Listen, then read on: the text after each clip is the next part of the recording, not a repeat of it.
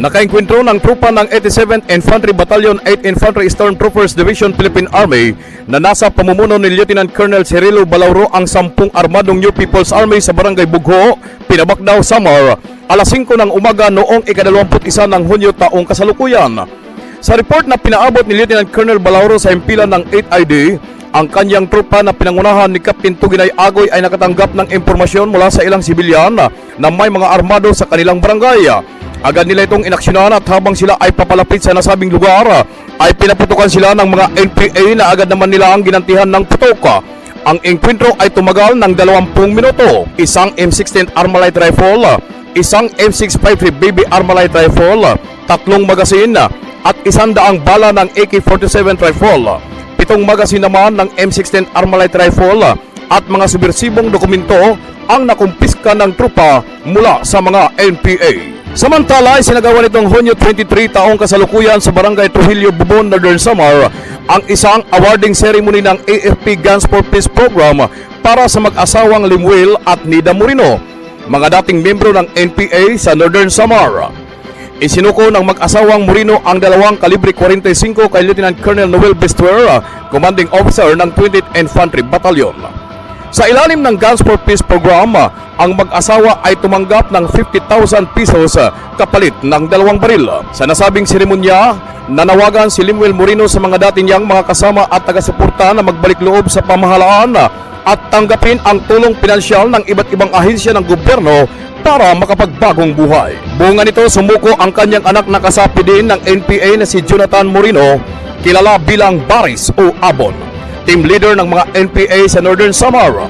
Sumuko din ang 38 miyembro ng Barangay Organizing Party o BOP at 15 unit militia members kay Lieutenant Colonel Noel Bestuer, Commanding Officer ng 20IB. Napag-alamang si Limuel Moreno ang nag-organisa sa BOP at unit militia sa Barangay Iduran, Bubon, Northern Samar.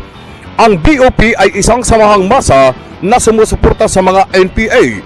Samantalang ang unit militia naman ay mga armadong sibilyan na sumusuporta sa mga pag-atake ng NPA laban sa pamahalaan. Ang nasabing programa ay dinaluhan din ni Honorable Jing Celispara, Municipal Mayor ng Bubon, Northern Samar, Colonel Mario Lacorom, Deputy Brigade Commander ng 803rd Brigade, at Lieutenant Colonel Noel Bestuer, Commanding Officer ng 20th Infantry Battalion. Sa mensahe ni Mayor Celispara, kanyang hinikayat ang mga mamamayan na kanyang nasasakupan na ibigay ang kanilang kooperasyon at suporta sa mga programa ng ating gobyerno. Ang iyo man suporta, ang iyo seryoso o tinuod sa pagsuporta o kooperasyon sa sining programa. Nga nilaunin ninyo ang akong bulig ug suporta sa iyo matanan. Ang Bubon, Northern Samar ay may local social integration program na naglalaan ng livelihood program para sa mga dating NPA.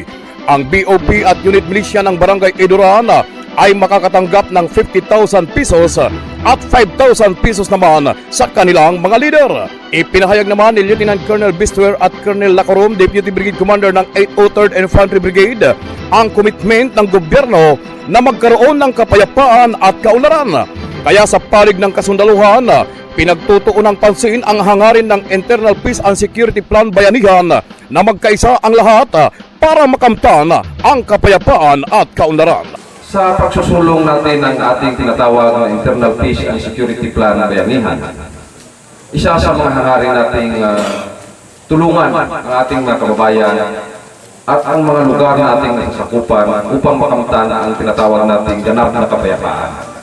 Sana sa mga ibang barangay, ng barangay Iduran, sa mga nakita natin ito, sana mabuksan na inyong isipan, totally, mabuksan na inyong puso, mabuksan ng magkaroon kayo ng paniniwala na ito ay hindi lang pangako, kundi ito ay commitment na ating gobyerno. Pinapurihan ni Major General Gerardo Tilayog ang Forces of the Philippines, Commander ng 8th Infantry Division Philippine Army, ang 87th Infantry Battalion at ang 20th Infantry Battalion sa kanilang nagawang kontribusyon para sa kapayapaan ng mga komunidad sa Samar at Northern Samar. Kanya ding pinasalamatan si Mayor Celispara ng Bubon, Northern Samar sa programang Local Social Integration Program ng Bubon, Northern Samar na magbibigay benepisyo sa mga dating rebelde. Sa ngalan ni Major General Gerardo Tilayog, ang Forces of the Philippines, Commander ng 8th Infantry Division Philippine Army, Ito po si Corporal Mark P. Agbat ng Division Public Affairs Office, Camp Lucban, Catbalogan City, Samar. Nag-uulat